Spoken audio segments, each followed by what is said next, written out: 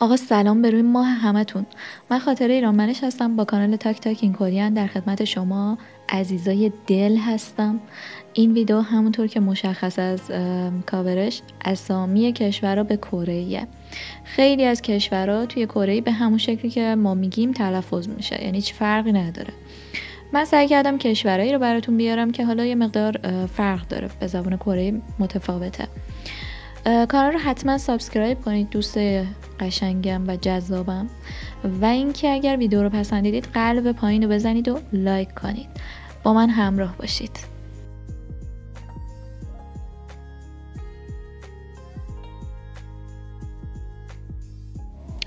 از سمت چپ شروع میکنیم.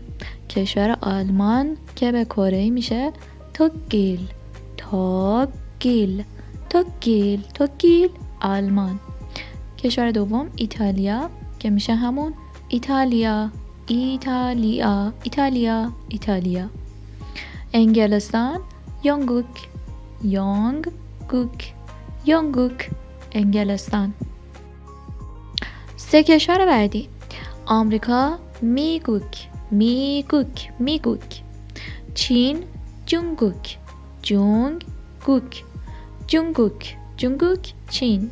کره جنوبی تهانمینگوک تهانمینگوک تهانمینگوک تهانمینگوک کره جنوبی.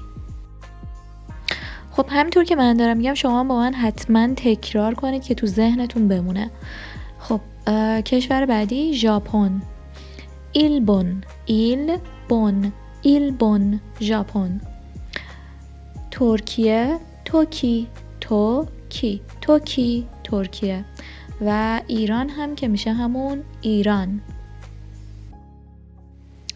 کشور بعدی اندونزی که میشه ایندونشیا ایندونشیا ایندونشیا ایندونشیا اندونزی.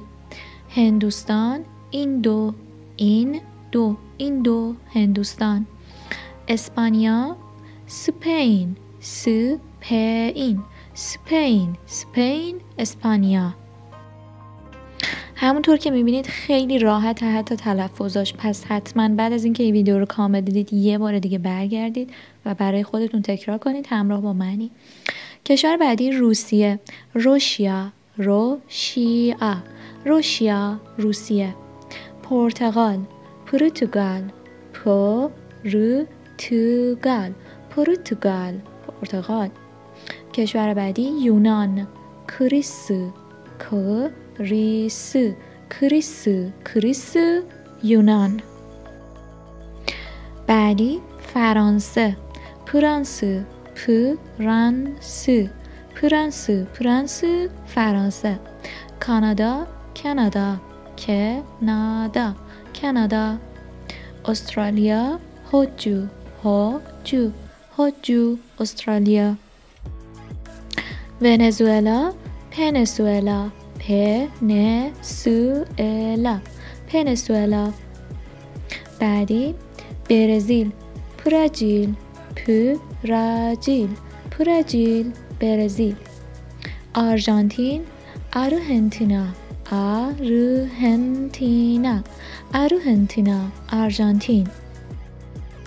کشور بعدی از سمت چپ مصر ایجیپت ایجیپت ایجیپت ایجیپت مصر. ویتنام پتنام پتنام پتنام پتنام ویتنام. تایلند تگوک تگوک تگوک.